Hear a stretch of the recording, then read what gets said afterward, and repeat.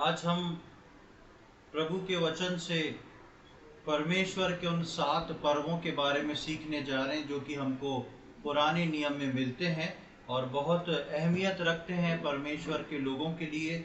और बहुत सारी खास बातें उन वचनों में, उन 7 पर्वों में जो परमेश्वर ने अपने पर्व करके बताए हैं, उनसे हम सीखने जा रहे हैं। सबसे पहले मेरे साथ निकालें लेव्य व्यवस्था की किताब, उसका 23वां अध्याय, book of Leviticus chapter 23।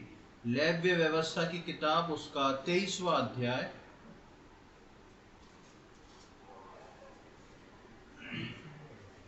Book of Leviticus chapter 23, लेव्य व्यवस्था, उसका 23वां अध्याय और उसकी पहली 3 आयतों को हम पढ़ेंगे।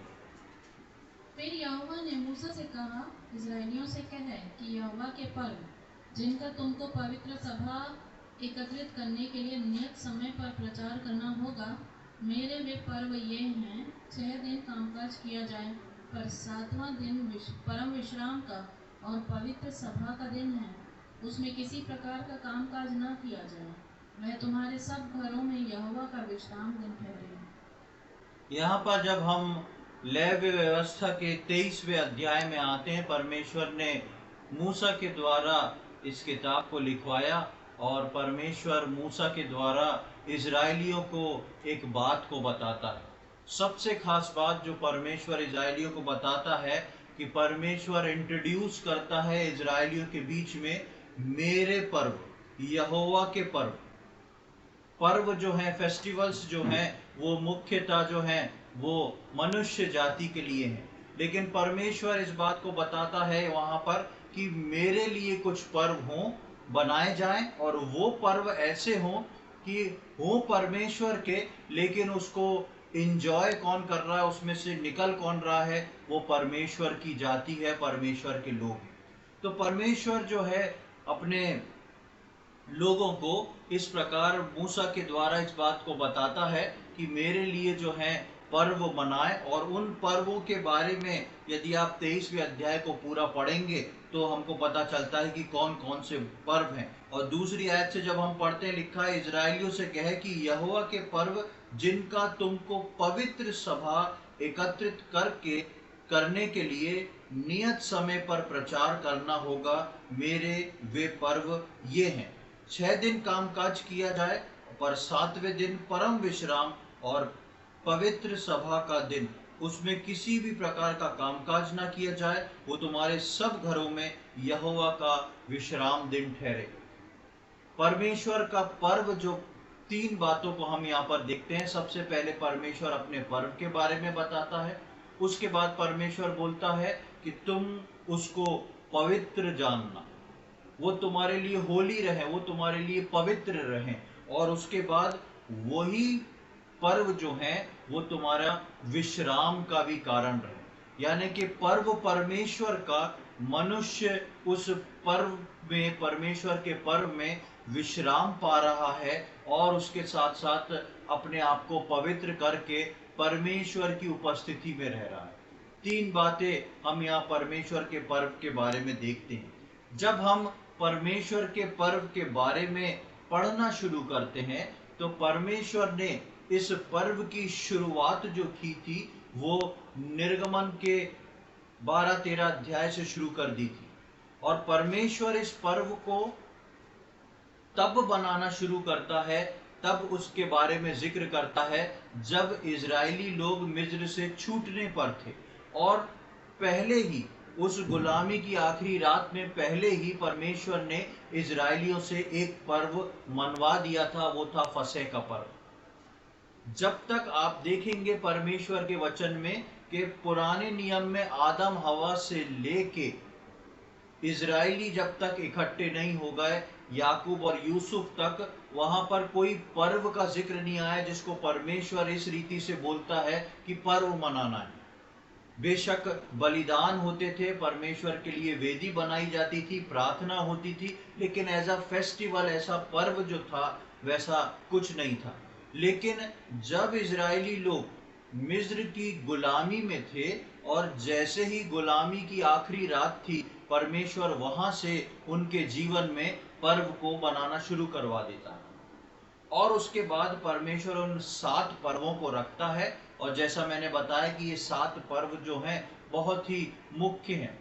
इन 7 पर्व को मैंने यहाँ लिख के रखा है, यदि आप देख सकते हैं तो आप इसको पढ़ सकते हैं। पहला पर्व है फसह का पर्व। सबसे पहला पर्व है फसह का पर्व, जिसको अंग्रेजी में पास ओवर कहा जाता है। दूसरा पर्व आता है अखमीरी रोटी का पर्व, अनलीवेंड ब्रेड, अखमीरी रोटी का पर्व। तीसरा पर्व आता है पहली उपज का पर्व, यानी कि फर्स्ट फ्रूट, पहली उपज का फल यानी कि फर्स्ट फ्रूट। उसके बाद आता है पहली फसल का पर्व। इसको ध्यान रखें, कई लोग इसमें कंफ्यूज हो जाते हैं। तीसरा जो पर्व था वो है पहली उपज का फल, फीस्ट ऑफ फर्स्ट फ्रूट। और चौथा जो है वो पहली फसल का पर्व है, जिसको पेंटिकॉस्ट का पर्व भी कहा जाता है। पांचवी पर्व जो है वो है तुरही का पर्व, फीस्ट ऑफ ट्रैम्पेट्स। तुरही का पर्व है पांचवा पर्व। छठवां पर्व जो है वो है प्रायश्चित का पर्व, अंग्रेजी में उसको फीस्ट ऑफ एंटोनमेंट कहते हैं। और छठवां और सातवां पर्व जो है वो झोपड़ी का पर्व है, फीस्ट ऑफ टाबरनेकल और बूट्स, या झोपड़ी का पर्व या फीस्ट ऑफ टाबरनेकल, उसको तंबू का पर्व भी कहा जाता है। तो ये 7 पर्व यदि आप लेवी व्यवस्था उसके 23वें अध्याय से पढ़ेंगे तो इन 7 पर्वों के बारे में मिलेगा। कुछ पर्व आगे पीछे हैं और कुछ पर्व आपको गिनती में भी मिल जाएंगे। और अलग अलग जगह से, जैसे ही इजरायली लोग मिस्र से बाहर निकले थे, उन्होंने परमेश्वर के आदेश के अनुसार, आज्ञा के अनुसार, इजरायलियों ने सबसे पहला पर्व जो था वो फसह का पर्व मना दिया था। तो सबसे पहली बात हमने देखी कि ये जो पर्व हैं, 7 पर्व, ये यहोवा के पर्व हैं। और आप जब इसको हम आगे आने वाले दिनों में जब सीखेंगे तो आप जानेंगे कि ये पर्व जो थे इतने इम्पोर्टेंट क्यों थे। ये पर्व जो थे इतने इम्पोर्टेंट इसलिए थे कि परमेश्वर ने इसकी शुरुआत मनुष्य के छुटकारे से करी थी। उसका फसह का पर्व जो था वो एक छुटकारे को बताता है। और झोपड़ी का पर्व जो 7वां पर्व है, वो जो है आखिरी में परमेश्वर को सारी बातों के लिए धन्यवाद, पीछे मुड़ के देखी गई सारी बातों को देखते हुए धन्यवाद करने का एक पर्व है, वो है झोपड़ियों का पर्व। यानी कि परमेश्वर ने पुराने नियम में जो पर्व स्टार्ट किए थे, फेस्टिवल स्टार्ट किए थे, वो पर्व जो थे वो छुटकारे के दिन से लेके स्वर्ग तक पहुंचने वाले दिन तक की छवि उसमें बनी हुई थी, या उसको ऐसा पिक्चराइज किया गया था पुराने समय में कि परमेश्वर ने इन 7 पर्वों के अंदर सारी बातों को बता दिया था कि मनुष्य के छुटकारे से लेके परमेश्वर के स्वर्ग तक, अनंत काल के जीवन में पहुंचने तक का सारा जो मैकेनिज्म था, सारी जो विधियां थी, सारा जो एक के बाद एक क्रम था, उसको परमेश्वर ने इन 7 पर्वों में उठा के रख दिया था। और आगे आने वाले दिनों में हम इन 7 पर्वों के बारे में देखेंगे। आज एक मुख्य बात को विशेषकर जो आज हम इन 7 पर्वों के बारे में देखने जा रहे हैं उनको देखेंगे। पहली चीज हमने देखी, ये यहोवा का पर्व है और इस पर्व को मनुष्य को बनाना है, परमेश्वर की निज प्रजा को बनाना है, अपने आप को पवित्र रखना है और परमेश्वर के लिए जो विश्राम करना है, पूर्ण विश्राम में रह के इस पर्व को मनाना है। दूसरी बात हमने देखी कि परमेश्वर ने एक नक्शे को, एक मैप को इन पर्वों में छाप दिया था, क्योंकि पहला पर्व जो है वो छुटकारे से शुरू होता है और आखिरी पर्व जो है वो अनंत काल के जीवन तक और पीछे मुड़ के देख के सारी बातों के लिए धन्यवाद देने का पर्व है, झोपड़ियों का पर्व। अब इन 7 पर्वों में आज हम सबसे पहले प्रभु यीशु मसीह को देखने जा रहे हैं। इन 7 पर्वों के बारे में आगे आने वाले दिनों में हम सीखेंगे। सबसे पहले इन 7 पर्वों में हम प्रभु यीशु मसीह को देखने जा रहे हैं। जब परमेश्वर ने इस इंतजाम को किया, जब परमेश्वर ने इन 7 पर्वों को रख दिया और इन 7 पर्वों का एक तरह से पिक्चराइजेशन करके मूसा को दे दिया और बोल दिया कि ये यहूदियों को, सारे मेरी जो निज प्रजा इजरायली हैं, उनको मनाना है। तो जब प्रभु यीशु मसीह इस दुनिया में आया, तो प्रभु यीशु मसीह ठीक इन 7 पर्वों के पैटर्न पे चला। प्रभु यीशु मसीह ठीक इन 7 पर्वों के पैटर्न में चला और परमेश्वर ने जो पर्व रखे थे उसको प्रभु यीशु मसीह ने उस पर्व को जो है पूरा किया। यदि हम इन 7 पर्वों को देखें तो प्रभु यीशु मसीह जो है इनमें से 5 पर्वों को पूरा कर चुके हैं और 2 पर्व जो हैं यीशु मसीह ने अभी तक नहीं किए हैं, वो शेष रह गए। और आगे हम देखेंगे, सबसे पहले हम देखेंगे कि पहला पर्व जो परमेश्वर के वचन में है वो है फसह का पर्व, पास ओवर। पहला पर्व जो है वो फसह का पर्व है, पास ओवर है। और इजरायलियों के साल का, इजरायलियों के जो वर्ष होते हैं उनके साल का पहला महीना वो माना जाता है, जो कि हमारे कैलेंडर के हिसाब से वो महीना जो है mid of March two mid of April आता है। यानी कि आप समझ लें 15 मार्च से 15 अप्रैल के बीच का जो समय होता है वो इजरायलियों का पहला माह होता है और उस माह के 14वें दिन को उनके ये चीजें शुरू होती हैं। फसह का पर्व जो है वो शुरू होता है। तो सबसे पहले हम देखते हैं फसह का पर्व। फसह के पर्व के अंदर हम पिछले दिनों में सीख चुके हैं, इसलिए मैं उन बातों को नहीं दोहराऊंगा। आप निर्गमन उसका 13-14वां अध्याय पढ़ेंगे, 12 से पढ़ेंगे तो आपको पता पड़ जाएगा कि परमेश्वर ने फसह के पर्व बनाने की विधि को क्या बोला था। आगे हम जब एक एक पर्व के बारे में सीखेंगे तब हम उसको खुल के पढ़ेंगे। उसमें परमेश्वर ने मुख्यतः एक मेमने को बलिदान करने को बोला था। हर परिवार जो है वो एक मेमना ले और उसको गोधूली के समय उसका बलिदान करे और उसका जितना भी ब्लड निकलेगा, उसका जितना भी लहू निकलेगा, उसको वो एक तसले में ले ले और तसले में लेके जूफे से, एक ब्रशनुमा चीज से, उनका जो मेन डोर है, मेन डोर रहता था इजरायलियों का, उसके ऊपर के तरफ और दोनों साइडों के अलांगनों में लगाने को बोला था। और उस रात जो था मृत्यु का दूत मिस्र से होके गुजरा था और परमेश्वर ने बोला था मूसा को कि सबके घर जो जो इजरायली हैं, जो जो मेरी निज प्रजा हैं, वो सब ऐसा ऐसा काम करें, एक मेमने का बलिदान करें गोधूली के समय और उसका लहू जो है दरवाजे के साइडों में, दोनों साइडों में और ऊपर लगा दें और दरवाजा उसके बाद बंद कर दें। और जब मृत्यु का दूत आएगा, वचन में लिखा है कि रात में जब मृत्यु का दूत आएगा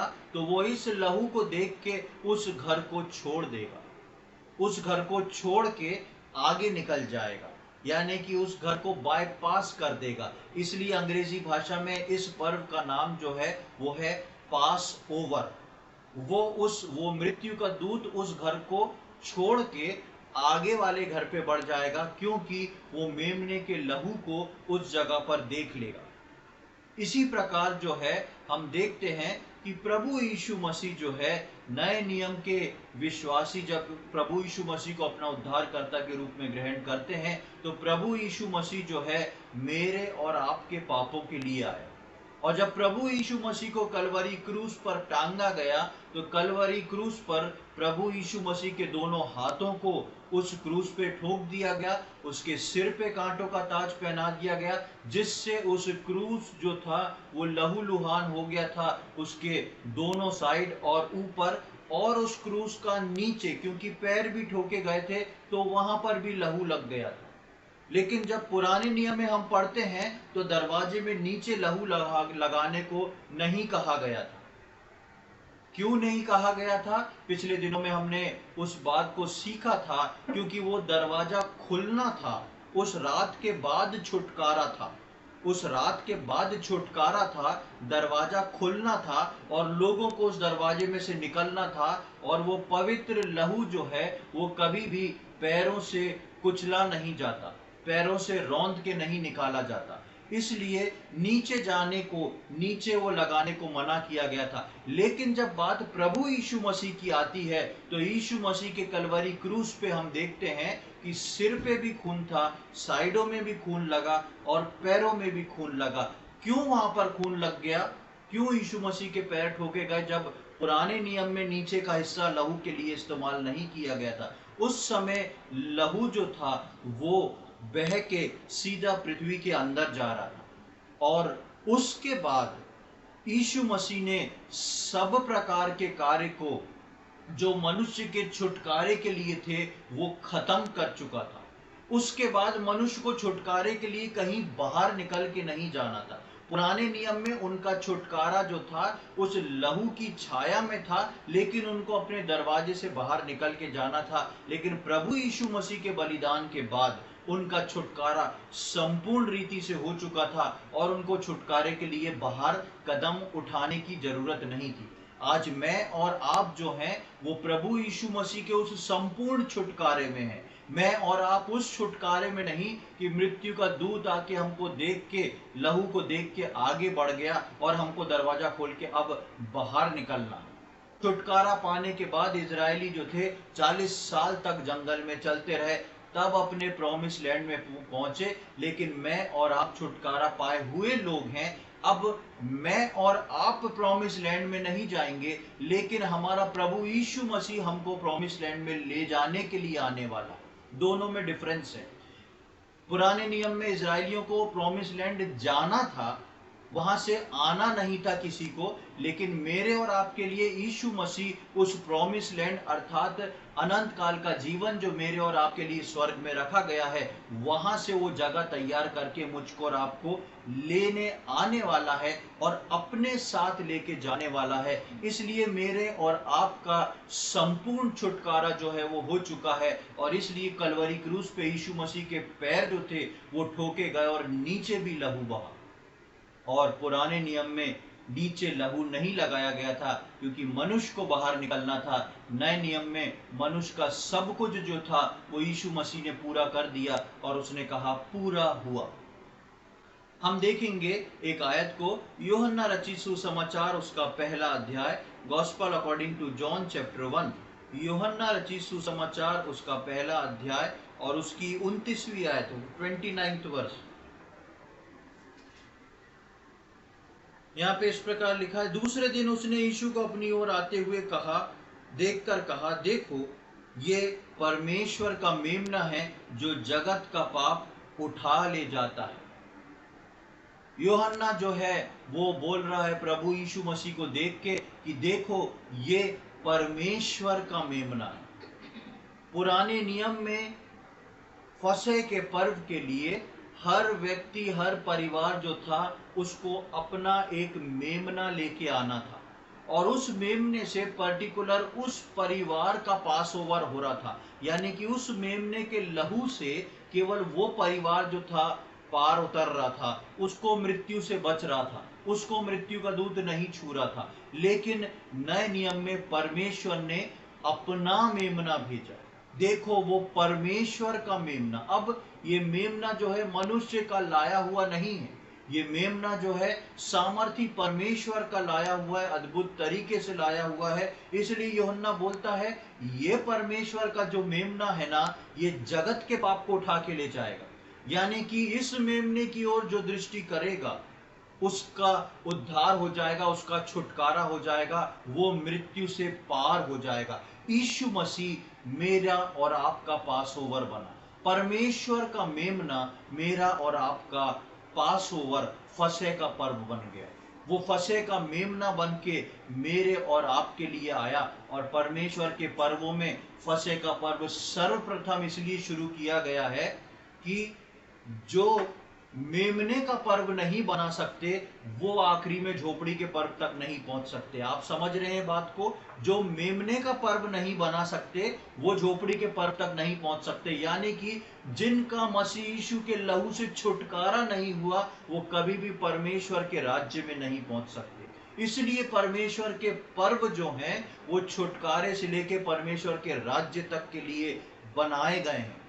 और उसका भेद जो है छुपे रूप से पुराने नियम में परमेश्वर ने दे दिया था। जिसके जीवन में पापों की क्षमा नहीं, जिसके जीवन में मेमने का लहू नहीं, वो कभी भी परमेश्वर के राज्य में नहीं पहुंच सकता। इसलिए पुराने नियम में पहला फसह का पर्व रखा है कि शुरुआत जो है वो छुटकारे से होती है। जब मृत्यु आपको छोड़ जाएगी तभी आप अनंत जीवन पाएंगे, और अनंत जीवन पाए हुए लोग ही स्वर्ग तक पहुंचने वाले होते हैं। तो इसलिए हम देखते हैं कि इन 7 पर्व में आज हम देख रहे हैं यीशु मसीह, और पहले पर्व में हम देखते हैं कि यीशु मसीह जो था वो परमेश्वर का मेमना था, और यीशु मसीह ने इस जगत में आके, जिस समय से यीशु मसीह आया तब से यीशु मसीह एक ही बात बोलता था, मैं इसलिए आया कि मारा जाऊं, मैं जगत को अपने आप को देने के लिए आया, पापियों का उद्धार करने के लिए आया। और यीशु मसीह ने अपने जीवन में सर्वप्रथम जो था वो उस फसह के पर्व को परमेश्वर की ओर से पूरा किया। दूसरी पर्व पर हम आते हैं और हम देखते हैं अखमीरी रोटी का पर्व। अखमीरी रोटी का पर्व जो है, बाइबल में खमीर जो है वो गंध को और पाप को बताती है। बाइबल में खमीर जो है वो गंध को और पाप को बताती है, और परमेश्वर ने कुछ ऐसे सीक्वेंस में इस अखमीरी रोटी के पर्व को रखा था। उसने कहा था पहले मेमना बलिदान हो, उसके बाद जो था ये अखमीरी रोटी का पर्व था। यानी कि वो लोग जो मेमने के बलिदान करके उसके लहू की छाप अपने दरवाजे पे पुराने नियम में ले चुके थे और उसके मांस से भागीदारी हो चुकी थी उनकी, उन लोगों को उसको खाने के तुरंत बाद जो था अखमीरी रोटी का पर्व बनाना था। यानी कि हमारे पास अब खमीर के लिए कोई जगह नहीं बची। और पुराने नियम में इस प्रकार परमेश्वर ने आज्ञा दी थी मूसा के द्वारा कि उस समय तुम्हारे घर के अंदर भी खमीर नहीं होना चाहिए, घर के किसी कोने में छुपा के रखा हुआ खमीर नहीं होना चाहिए। और उन बातों को इजरायली उस समय इतना नहीं समझ पाए, लेकिन परमेश्वर ने उनको रातों रात भगाया। जैसे ही उनने पर्व बनाया, परमेश्वर ने बोला अब निकलो, तुरंत जल्दी करो और निकलो। और जब जल्दी करके आप निकले तो आप निर्गमन पढ़ लें, उसमें लोगों ने जो जल्दी जल्दी आटा गूंदा और रखा, और उसमें उनको खमीर मिलाने का समय नहीं मिला। परमेश्वर ने मजबूर कर दिया उनको कि वो अपने आटे में खमीर ना दें और वो ऐसे ही निकल जाएं, क्योंकि परमेश्वर इस बात को आगे आने वाले समय में बताना चाह रहा था कि जो प्रभु यीशु मसीह के लहू की छाप ले चुके हैं, जो कलीसिया में प्रभु भोज में से शामिल होते हैं, उनके जीवन में खमीर की कोई जगह ना रहे, उनके जीवन में से गंध ना निकले, उनके जीवन में से पवित्र आत्मा की सुगंध निकलने वाला जीवन हो, उनके जीवन में पाप जो है बढ़े ना, लेकिन खुशबू और पवित्रता का जीवन हो। इसलिए हर पर्व में परमेश्वर ने बोला कि अपने आप को पवित्र कर लो। तो दूसरा पर्व हम देखते हैं वो है अखमीरी रोटी का पर्व। और जैसे ही प्रभु यीशु मसीह जो था, हमने पहले उसमें देखा फसह के पर्व में कि यीशु मसीह हमारे लिए बलिदान हुआ, ठीक उसी प्रकार यीशु मसीह जो है वो हमारे लिए अखमीरी रोटी बन के आया, क्योंकि वो पाप रहित था, वो दाग रहित था, वो दोष रहित था। हम देखेंगे यूहन्ना रचित सुसमाचार उसका 6वां अध्याय, gospel according to John chapter 6,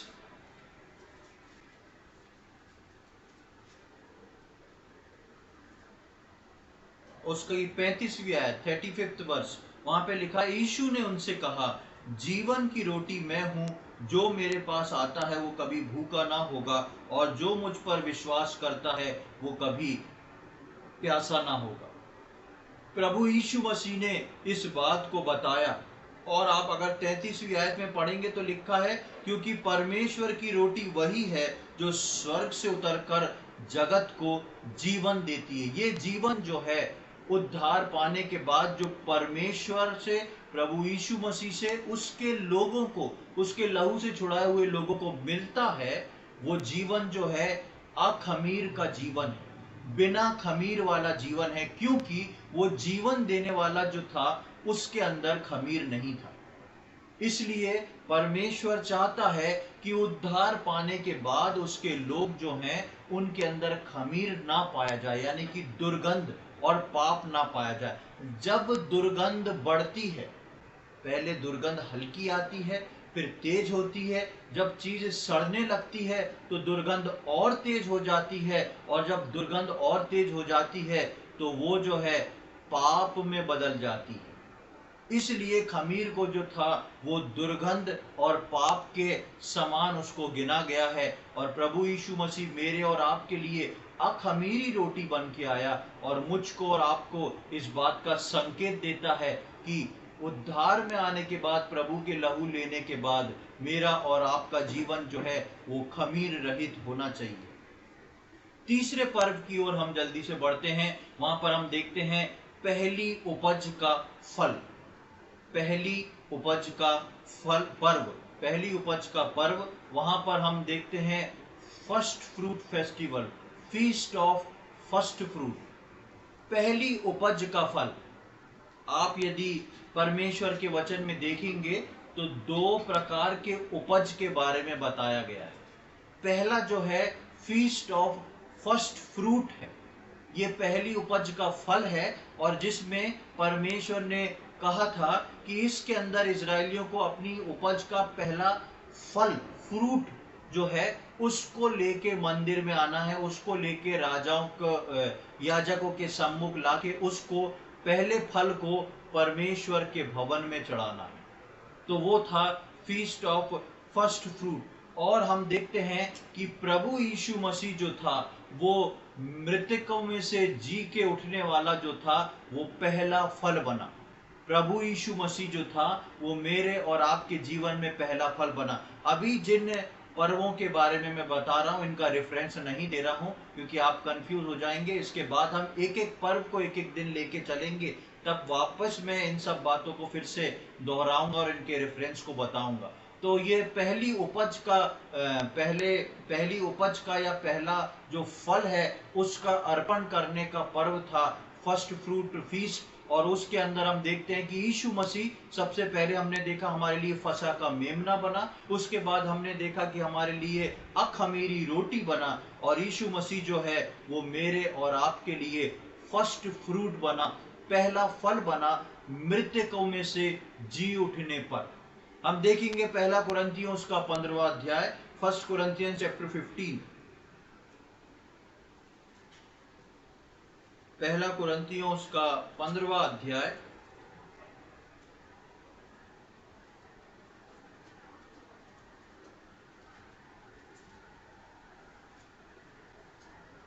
और उसका 20 से 23 तक हम पढ़ेंगे। पहला कुरिन्थियों 15 अध्याय 20 से 23। परंतु सचमुच मसीह मुर्दों में से जी उठा है, और जो सो गए हैं उनमें वह पहला फल हुआ। क्योंकि जब मनुष्य के द्वारा मृत्यु आई तो मनुष्य ही के द्वारा मरे हुओं का पुनरुत्थान भी आया। और जैसे आदम में सब मरते हैं वैसे ही मसीह में सब जिलाए जाएंगे, परंतु हर एक अपनी अपनी बारी से। पहला फल मसीह, फिर मसीह के आने पर उसके लोग। हाँ, यहाँ पर हम देखते हैं उसको बहुत क्लियरली बताया गया है कि जैसे एक मनुष्य के कारण मृत्यु आ गई। हम सब जानते हैं आदम ने आज्ञा नहीं मानी और उसके कारण जो थी मृत्यु आ गई, और उसी लिए पर प्रभु यीशु मसीह जो मनुष्य था और परमेश्वर था, उस मनुष्य रूप को लेके आया मेरे और आपके छुटकारे के काम को करने के लिए। और वो उसके लिए लिखा गया है कि परंतु सचमुच मसीह मुर्दों में से जी उठा, और जो सो गए हैं उनमें वो पहला फल हुआ, first fruit.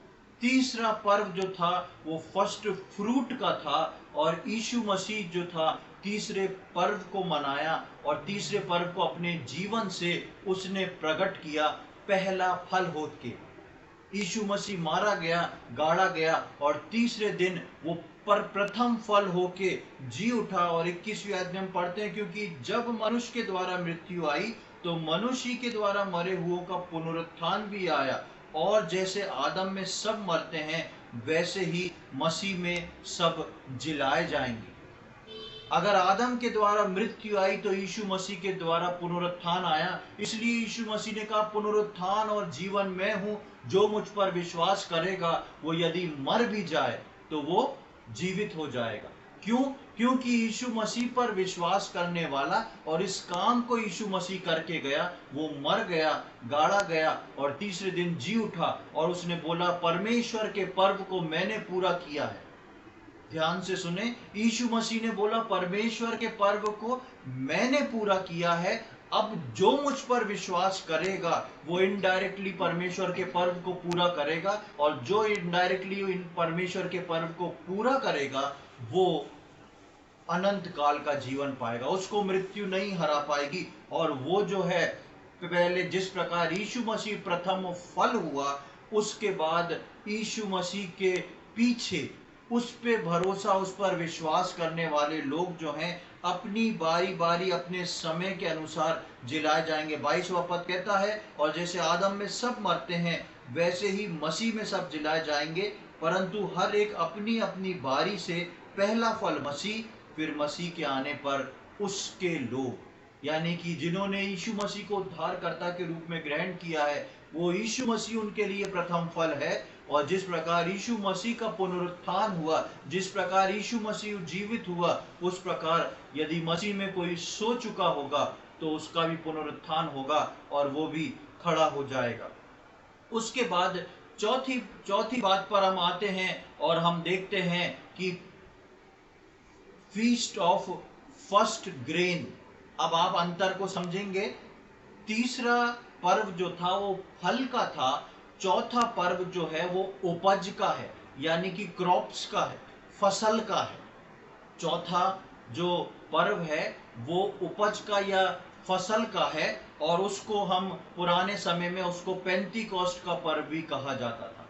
Feast of first grain, पहली फसल को अर्पित करने का। हम यहाँ पर देखते हैं कि पुराने समय में जब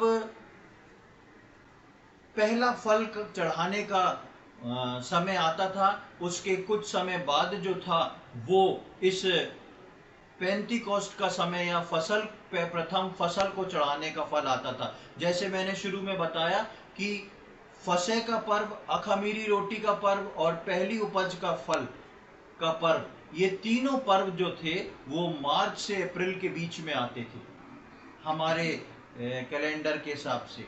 लेकिन उसके बाद जैसी पेंतीकोस्ट का पर्व जो था वो मई और जून के समय में आता था। Mid of May to mid of June जो था वो आता था पेंतीकोस्ट का समय। और पेंतीकोस्ट का समय जो था वो उसका अर्थ था कि पहली फसल को परमेश्वर के भवन में जाके अर्पित करना।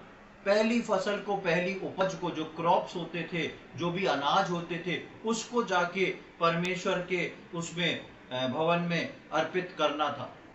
हम यहाँ पर देखते हैं, जब बात, अभी हम चौथे और पांचवें पर्व के बीच में हैं। हमने चौथा पर्व देख लिया और पांचवें पर्व को हम समझ रहे हैं। जब फल और इस फसल की बात होती है तो प्रभु यीशु मसीह एक बात मत्ती रचित सुसमाचार में अपने चेलों को बोलता है। क्या बात बोलता है, हम उसको देखेंगे।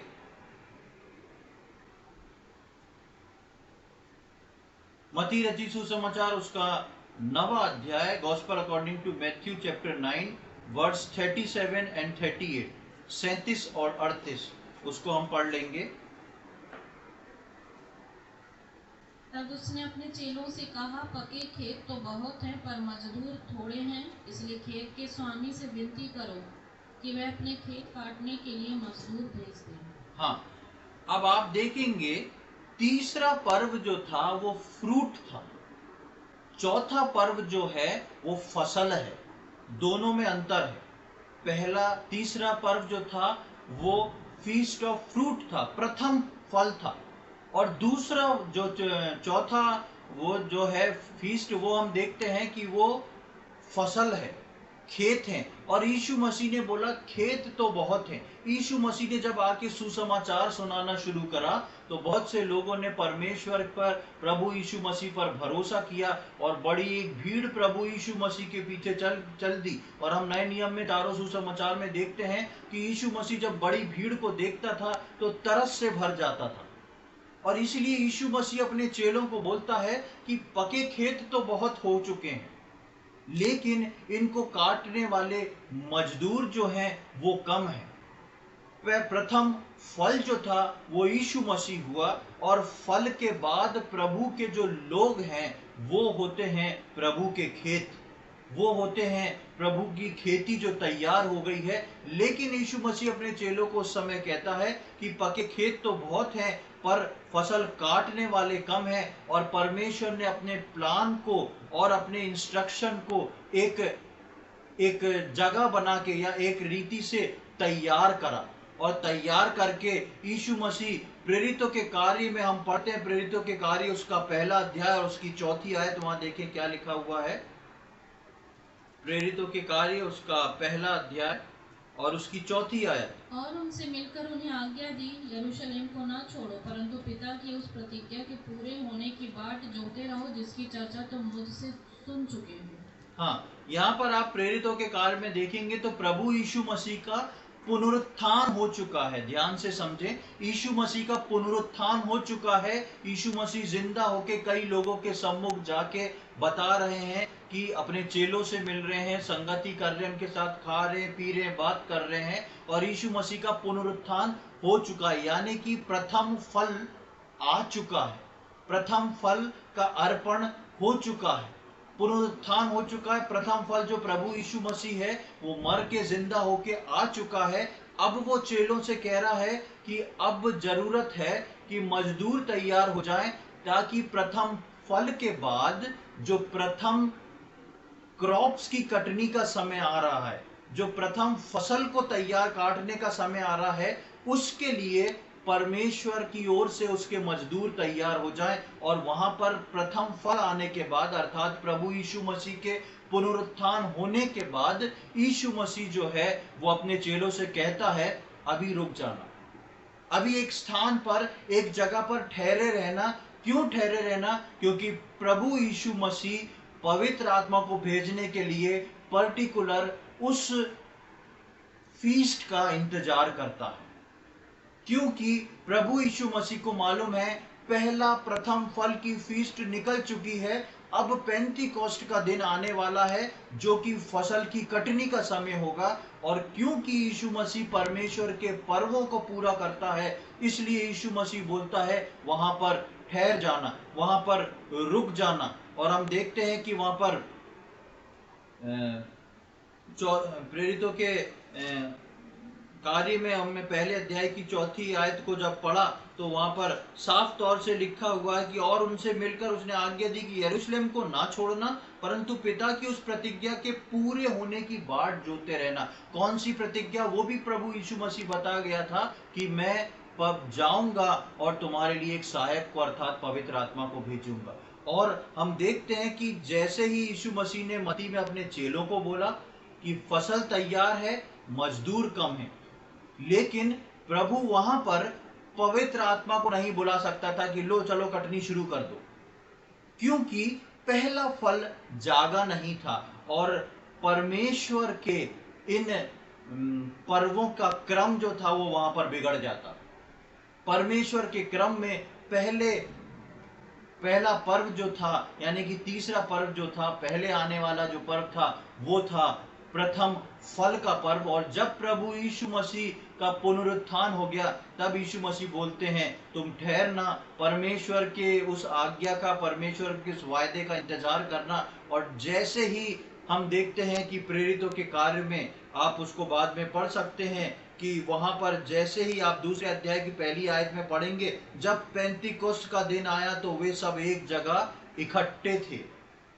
प्रेरितों के कार्य दूसरे अध्याय की पहली आयत में लिखा, जब पेंतीकोस्ट का दिन आया तो वे सब एक जगह इकट्ठे थे, क्योंकि प्रभु यीशु मसीह ने बोल दिया था तुम यरूशलेम छोड़ के मत जाना, एक जगह इकट्ठे हो जाना। और हम देखते हैं कि ठीक पेंतीकोस्ट के दिन, यानी कि फसल की कटनी के दिन, पहले फसल को अर्पित करने के दिन पवित्र आत्मा उतरा, और जैसे ही पवित्र आत्मा उतरा, परमेश्वर के लोगों की पहली फसल की कटनी हुई। परमेश्वर के लोगों की पहली फसल की कटनी हुई। और दूसरे अध्याय की 41वीं आयत में यदि आप देखेंगे तो आप पढ़ेंगे, अतः जिन्होंने उसका वचन ग्रहण किया उन्होंने बपतिस्मा लिया, और उसी दिन 3000 मनुष्य के लगभग उसमें जा मिले। पहला चर्च जो था स्टेब्लिश्ड हो गया, क्योंकि वो परमेश्वर की प्रथम फसल की कटनी का पर्व था। इसलिए जैसे ही प्रथम फल आया, उस प्रथम फल के ठीक उतने दिन बाद अर्थात 50वें दिन जो था, वो पेंतिकोस्ट का दिन आया, और वो कटनी का पर्व था। और उस दिन परमेश्वर ने उस पर्व को पूरा होने दिया। प्रभु यीशु मसीह ने उस पर्व के अनुसार पवित्र आत्मा को भेजा, और पहली फसल जिसकी चिंता प्रभु यीशु मसीह ने मती रचित सुसमाचार में की थी, और बोला था फसल तो तैयार है लेकिन खेत काटने वाले कम हैं, और प्रभु ने खेत काटने वालों को अपना अभिषेक दे दिया। उस दिन पतरस जो भाषण देता है तो 3000 लोग उद्धार के अनुभव में आ जाते हैं। ये इस बात को बताता है, प्रथम फल प्रभु यीशु मसीह के बाद जो फल उत्पन्न हुए उसके 12 चेले, और जब उनने उस क्रॉप्स पे, उस फसल पे अपने हंसुए को लगाया, तो 3000 लोग एक बार में उद्धार के अनुभव में आ गए, क्योंकि यीशु मसीह परमेश्वर के पर्व को मना रहा था। वो यीशु मसीह परमेश्वर के पर्व खुद भी बना रहा था, मेरे और आपके जीवन में भी वो उसको पूरा कर रहा था। इसलिए पेंतिकोस्ट का पर्व जो है वो कटनी का पर्व है, और प्रभु इस प्रकार उस काम को करता है, उस चिंता को मती में करता है, प्रेरितों के कार्य में अपने प्लान को बताता है, और प्रेरितों कार्य के दूसरे अध्याय की 41वीं आयत में वो पवित्र आत्मा को भेज के अपनी फसल को काट लेता है। आगे हम बढ़ते हैं, हम देखते हैं पांचवा पर्व जो है वो तुरही का पर्व है, फीस्ट ऑफ ट्रायम्पेट्स। पांचवा पर्व जो है वो तुरही का पर्व है, और तुरही के पर्व की एक खासियत थी। तुरही के पर्व की एक खासियत थी कि तुरही बजना थी, और सब लोगों को एक स्थान पर इकट्ठा होना था। तुरही के पर्व की खासियत थी कि तुरही बजना थी, और परमेश्वर के लोगों को एक जगह पर, एक स्थान पर इकट्ठा होना था। और उस तुरही के पर्व में हम देखते हैं एक आयत को हम पुराने नियम से पढ़ेंगे, लेवी व्यवस्था की किताब उसका 23वां अध्याय, बुक ऑफ लेविटिकस चैप्टर 23। लेवी व्यवस्था की किताब उसका 23वां अध्याय, और उसके 23 से लेके 25 तक हम पढ़ेंगे।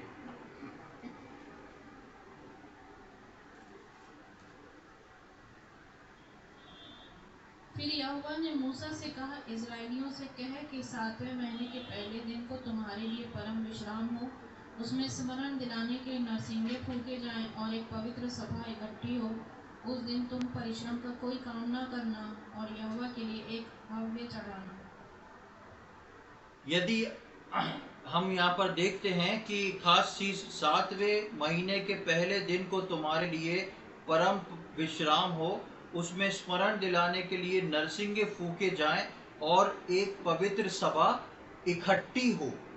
एक पवित्र सभा इकट्ठी हो, यानी कि नरसिंगे बजाए जाएंगे, और परमेश्वर के जो लोग हैं उनको एक जगह पर इकट्ठा होना जरूरी है। यदि आप इन 7 पर्वों का आकलन करेंगे तो पहले 3 पर्व जो हैं, पहले फसह का पर्व, अखमीरी रोटी का पर्व, पहली उपज का पर्व, ये मार्च अप्रैल में हो जाते हैं। उसके बाद जो है पहली फसल जो का पर्व, पेंतिकोस्ट का पर्व जो है वो मई जून में आता है, मतलब मार्च अप्रैल और मई जून। उसके बाद जब तुरही के पर्व की बारी आती है तो ये सितंबर अक्टूबर में आता है। तुरही के पर्व की जब बारी आती है तो ये सितंबर और अक्टूबर में आता है, यानी कि जून के बाद सीधा पर्व जो आता है सितंबर अक्टूबर आता है। और परमेश्वर के इन 7 पर्वों में सबसे बड़ा गैप जो है वो चौथे और 5वें पर्व के बीच में है। परमेश्वर के सातों पर्वों में सबसे बड़ा गैप, सबसे ज्यादा दिन का गैप जो आता है वो चौथे और पांचवें पर्व के बीच में आ रहा है। यानी कि पेंतीकोस्ट के पर्व के बाद तुरही के पर्व के बीच में एक बड़ा लंबा गैप है। और यदि जो आपने इसको पढ़ा कि 7वें महीने के पहले दिन को, 7 नंबर जो है बाइबल में प्रभु यीशु मसीह को बताता है, और 7वें महीने के पहला दिन जो है वो प्रभु यीशु मसीह का वो तुरही के दिन को बताता है कि आगे आने वाले समय में एक तुरही बजने वाली है जिसमें प्रभु के लोग, प्रभु के पवित्र लोग एक जगह पर इकट्ठे होंगे। और 7वां महीना जो है वो परफेक्शन को और प्रभु यीशु मसीह को बता रहा है। 3 चीजें एक जगह पर, तुरही, प्रभु के लोग और प्रभु यीशु मसीह। ये तुरही का पर्व जो है वो आगे आने वाले समय में उस रैप्चर को बताता है। इस पर्व में ही प्रभु ने, परमेश्वर ने बोला था कि एक तुरही बजाई जाए और सब प्रभु के लोग एक जगह पर हो जाए। और एक ऐसा समय आने वाला है और आप देखेंगे कि पेंतीकोस्ट के दिन के बाद, जिस दिन 2022 साल पहले जब पेंतीकोस्ट का दिन आया होगा, उस दिन के बाद से सारे पर्व जो हैं रुके हुए हैं। उस दिन के बाद से प्रभु यीशु मसीह ने ये तुरही का पर्व अभी तक मनाया नहीं, क्योंकि तुरही के पर्व पे प्रभु के लोगों का एक जगह होना, तुरही का बजना और यीशु मसीह का वहां पर उपस्थित होना जरूरी है। और प्रभु के लोगों के लिए अभी तुरही का पर्व जो है आत्मिक रीति से अभी छूट चुका है, अभी रह गया है। और इसलिए जैसा मैंने बताया कि चौथे और पांचवें पर्व के बीच में सबसे बड़ा गैप है, और मैं और आप आज इस गैप के अंदर जी रहे हैं। और हम उस पर्व का इंतजार कर रहे हैं कि जब तुरही का पर्व आएगा, प्रभु के लोग सब एक जगह पर इकट्ठे होंगे जहां पर तुरही की आवाज हम सुनेंगे और यीशु मसीह हमारे साथ होएगा और हम बादलों पर उठा लिए जाएंगे। पहला कुरिन्थियों उसके 15वें अध्याय की 52 वर्ष को हम पढ़ लें। 1 Corinthians chapter 15 verse 52। और यह क्षण भर में पलक मारते ही अंतिम तुरही फूकते ही होगा, क्योंकि तुरही फूकी जाएगी और मुर्दे अविनाशी दशा में उठाए जाएंगे और हम बदल जाएंगे। हाँ, हम बदल जाएंगे। यहाँ पर लिखा है 1 कुरिन्थियों 15 के 52 में, और ये क्षण भर में पलक मारते ही होगा। किस दिन मेरे और आपके जीवन में तुरही का पर्व लग जाए हम में से कोई नहीं जानता, क्योंकि मैं और आप चौथे और पांचवें पर्व के बीच में हैं। और प्रभु में जो सो गए हैं या प्रभु यीशु मसीह को जिन्होंने अपना उद्धारकर्ता के रूप में ग्रहण कर लिया है, उनके लिए ये तुरही का पर्व है। तुरही का पर्व होने वाला है, तुरही बजेगी और प्रभु यीशु मसीह आएगा और उसके सारे लोग इकट्ठे किए जाएंगे और तुरही का पर्व इस प्रकार मनाया जाएगा। और प्रकाशित वाक्य 19 के 9 में हम पढ़ते हैं, आप बाद में पढ़ लीजिएगा, कि वहां पर लिखा है कि धन्य है वे जो उस मेमने के विवाह में पहुंचते हैं। इस तुरही के पर्व के बाद जो है मेरे और आपके लिए स्वर्ग में वो मेमने का विवाह होगा, जिसके अंदर प्रभु के छुड़ाए हुए लोग, कलीसिया जो है वहां पर पहुंचेगी और वो अपने प्रभु के साथ होंगे। अब जब हम इन 5 पर्वों को पूरा कर लेते हैं तो 6वां और 7वां पर्व जो है वो रह जाता है, जिसमें से 6वां पर्व जो है एक ऐसा कठिन और प्रश्न चिन्ह वाला पर्व है कि इस 6वें पर्व को प्रभु यीशु मसीह पूरा कर चुका है। लेकिन क्यों परमेश्वर ने इस 5वें के बाद इस 6वें और 7वें पर्व को रखा? 7वां पर्व अपने आप में ठीक है, लेकिन 6वां पर्व जो है प्रायश्चित का पर्व, ये बहुत खतरनाक पर्व है। और जब इस पे हम मनन करते हैं तो ये हमारे रोंगटे खड़े कर देने वाला एक पर्व है, क्योंकि ये पर्व जो है तुरही के पर्व के बाद आने वाला पर्व है। यानी कि रैप्चर के बाद इस पर्व का जिक्र है और प्रायश्चित का पर्व है। ये प्रभु के आगमन पे ऊपर जाने के बाद किस चीज का प्रायश्चित शेष रह जाएगा, ये एक बहुत बड़ी मिस्ट्री है। लेकिन इस प्रायश्चित को यीशु मसीह ने पूरा भी किया है। आप यदि इस 6वें प्रायश्चित के पर्व के बारे में देखेंगे तो आप पढ़ेंगे, हम उसको पढ़ लें। लेवी व्यवस्था उसका 16वां अध्याय, लेविटिकस चैप्टर 16। लेवी व्यवस्था उसका 16वां अध्याय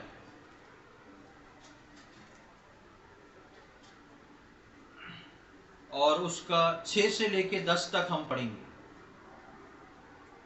और हारून उस पाप बलि के बछड़े को जो उसी के लिए होगा चढ़ाकर अपने और अपने घराने के लिए प्रायश्चित करे, और उन दोनों बकरों को लेकर मिलाप वाले तंबू के द्वार पर यहोवा के सामने खड़ा करे।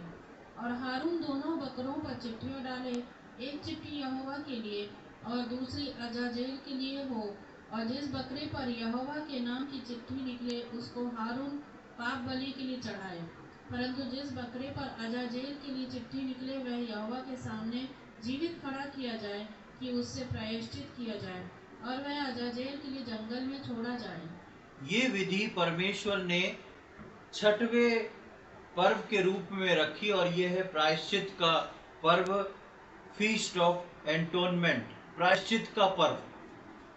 और यदि आप इसके 10वें अध्याय को आप घर पे जाके पढ़ लें तो आपको पता पड़ेगा, लेवी व्यवस्था के 10वें अध्याय में, कि हारून के 2 पुत्र थे जिन्होंने गलत विधि का कार्य किया, और उस गलत विधि के कार्य करने से परमेश्वर ने उनको वहीं पर आग गिरा के मार दिया। जब आग गिरा के मार दिया तब मूसा को परमेश्वर कुछ बात बोलता है, और मूसा आके हारून को इस 16वें अध्याय में बोलता है कि अब तुमको इस प्रायश्चित को करना है। और ये प्रायश्चित आप गौर से देखेंगे तो ये प्रायश्चित जो था वो याजकों के लिए था। अब आप समझेंगे बात, इस तुरही के पर्व से कलीसिया जो उठने वाली है, या जो लोग ऊपर उठने वाले हैं, वो यीशु मसीह में याजक ठहराए हुए लोग हैं। प्रभु यीशु मसीह ने मुझको और आपको याजक बनाया है, और उठाए जाने के बाद जब ये प्रायश्चित का पर्व आता है तो यहाँ पर ये पर्व जिसके बारे में हम लेवी व्यवस्था में पढ़ते हैं, ये हारून के दोनों पुत्र जो थे याजक थे, और हारून जो था महायाजक था, और उसके पुत्र खत्म होते हैं वहां पर। परमेश्वर की आग उनको गिर के 10वें अध्याय में आप बाद में पढ़ सकते हैं लेवी व्यवस्था के, कि वहां पर वो खत्म होते हैं, और यहाँ पर परमेश्वर एक विधि को ठहराता है। हालांकि इस विधि में लोगों के लिए भी प्रायश्चित था, लेकिन विशेषकर यहाँ पर याजकों के लिए रखा गया।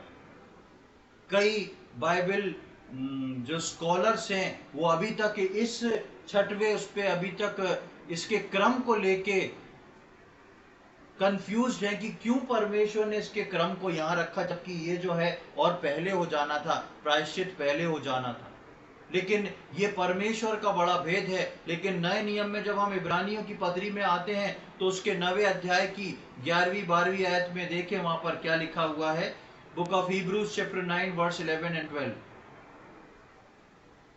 परंतु जब मसीह आने वाली अच्छी अच्छी वस्तुओं का महायाजक होकर आया तो उसने और भी बड़े और सिद्ध तंबू से होकर, जो हाथ का बनाया हुआ नहीं अर्थात इस सृष्टि का नहीं, और बकरों और बछड़ों के लहू के द्वारा नहीं, पर अपने ही लहू के द्वारा एक ही बार पवित्र स्थान में प्रवेश किया और अनंत छुटकारा प्राप्त किया। हाँ, यहाँ पर प्रभु यीशु मसीह के बारे में लिखा है कि ये विधि जो थी हारून को दी गई थी, महायाजक को दी गई थी, और यीशु मसीह जो था वो मेरे और आपके लिए, हम जो याजक हैं, वो हमारा महायाजक बन के आया, और उसने इस चीज को पूरा किया। लेकिन अभी तक ये प्रश्न चिन्ह के रूप में है कि जब यीशु मसीह ने इस प्रायश्चित के पर्व को पूरा कर दिया तो क्यों परमेश्वर ने तुरही का पर्व इसके बाद क्यों नहीं रखा। ये हम सब के लिए भेद है, इसके बारे में बाइबल ज्यादा नहीं बोलती, और जहां बाइबल ज्यादा नहीं बोलती हमको अपनी समझ का सहारा लेके आगे नहीं बढ़ना है। लेकिन इसके अंदर एक चेतावनी भी है, याजकों के दंड की चेतावनी। परमेश्वर ने प्रभु यीशु मसीह में हम सबको याजक बनाया है नए नियम की कलीसिया में, और ये याजकों के लिए, प्रभु के लोगों के लिए एक चेतावनी भी। उसके बाद हम आखिरी पर्व पर आते हैं, और वो है झोपड़ियों का पर्व। फीस्ट ऑफ टाबरनेकल या तंबुओं का पर्व। जब इजराइलियों को परमेश्वर ने कनान दे दिया, जब इजराइलियों को परमेश्वर ने कनान दे दिया, अपनी अपनी उस प्रॉमिस लैंड में अपने अपने पसंदीदा जगह पे वो लोग शामिल हो गए, रहने लगे, तब परमेश्वर ने उनको बोला कि तुम एक झोपड़ी का पर्व बनाना। और झोपड़ी का पर्व क्या था? झोपड़ी का पर्व अपने प्रॉमिस लैंड में रहते हुए पीछे मुड़ के देखना, अपने परमेश्वर की जगह पर उस प्रॉमिस दिए हुए प्रॉमिस लैंड में रहते हुए पीछे मुड़ के देखना और परमेश्वर को धन्यवाद देना कि प्रभु, हम उस तंबू में रहते थे, हम उस झोपड़ी में रहते थे, हमने उस छुटकारे के बाद 40 साल जंगल की यात्राओं में से बहुत सारे उतार चढ़ाव में से गुजरे, बहुत सारी परेशानियों में से गुजरे, बहुत सारी मृत्यु में से निकले, लेकिन आज हम आपका धन्यवाद देते हैं कि आज आप हमको हमारे प्रॉमिस लैंड पर पहुंचा दिए हैं। और वहां पर खड़े होके उस पीछे के समय को स्मरण करके हम प्रभु को धन्यवाद दें। ये था झोपड़ियों का पर्व, ताकि झोपड़ियों को, अपने तंबुओं को पीछे मुड़ के याद करना, जिस इसमें से मैं और आप जो थे वो निकल के बाहर आए थे। और हम कायदे से देखें तो ये झोपड़ियों का जो पर्व है वो परमेश्वर के प्रोविजन और उसके प्रोटेक्शन को, परमेश्वर के प्रावधान और उसकी सुरक्षा को हम देखते हैं, और उसको ध्यान करते हुए हम प्रभु को धन्यवाद का बलिदान चढ़ाते हैं। ये आखिरी पर्व, झोपड़ी का पर्व, वो पर्व है जो यीशु मसीह ने अभी तक नहीं बनाया। 2 पर्व यीशु मसीह ने अभी तक नहीं बनाए, 5वां पर्व और 7वां पर्व। 6वें पर्व का प्रायश्चित यीशु मसीह पूरा करके गया है, लेकिन 5वां और 7वां पर्व जो है अभी रह चुका है। और 5, 6, 7 ये तीनों पर्व जो है वो सितंबर, मिड ऑफ सितंबर से मिड ऑफ अक्टूबर के बीच में आते हैं। और ये 2 पर्व जो हैं वो प्रभु यीशु मसीह ठहरा है, क्योंकि ये 2 पर्व यीशु मसीह तब बना सकता है जब कलीसिया उसके साथ होगी। ये 2 पर्व यीशु मसीह मेरे और आपके साथ बनाने वाला है। ये 2 पर्व यीशु मसीह मेरे और आपको साथ लेके उल्लासित और खुशी के साथ मनाने वाला है। और जब हम इस आखिरी पर्व में, झोपड़ी का पर्व बताता है कि रैप्चर के बाद जब हम उस स्थान पर पहुंचेंगे जिस स्थान को प्रभु यीशु मसीह पिछले 2000 वर्ष से मेरे और आपके लिए बना रहा है, तब हम उस स्थान पे जाके बोलेंगे, प्रभु हम आपका धन्यवाद देते हैं। पृथ्वी के ये 70, 80, 100 साल मेरे जीवन में कष्टदायक तो थे, लेकिन आप अद्भुत रीति से मुझको निकाल ले आए। तब हम अपने स्वर्ग में पहुंच के अपने परमेश्वर को धन्यवाद देंगे और इस झोपड़ी के पर्व को मनाएंगे। इसलिए पौलुस एक जगह पर कहता है, हमारा तंबू सरीके का जो घर है वो गिराए जाने पे, वो गिराया जाएगा और मुझको एक चिरस्थाई, एक पूरी तरह स्थायी रूप से स्वर्ग में एक घर मिलेगा जहां पर मैं अपने परमेश्वर के साथ रहूंगा। और ये झोपड़ी का पर्व जो है मैं और आप अपने जीवन में रैप्चर के बाद बनाने जा रहे हैं। रैप्चर के बाद मैं और आप बनाएंगे, प्रभु को धन्यवाद देंगे वहां पर भी।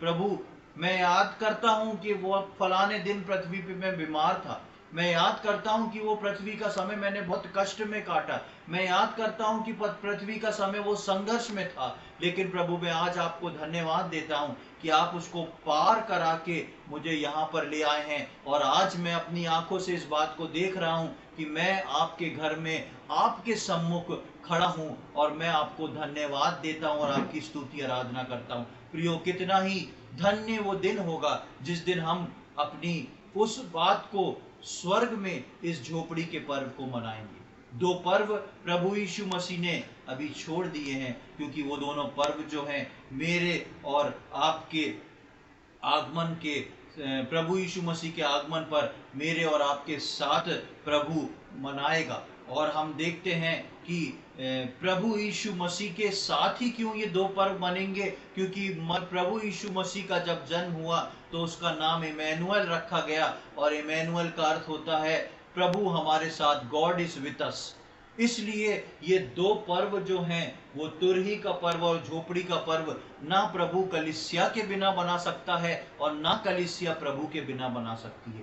इसलिए ये दो पर्व जो हैं वो शेष रह गए। तो आज हमने इन 7 पर्वों को देखा और इन 7 पर्वों में हमने यीशु मसीह की उस छवि को देखा। इन 7 पर्वों में हमने यीशु मसीह को देखा, कैसे यीशु मसीह इन पर्वों को मना रहा है। और सबसे पहले मैंने बताया कि ये पर्व परमेश्वर ने शुरू कैसे किए हैं।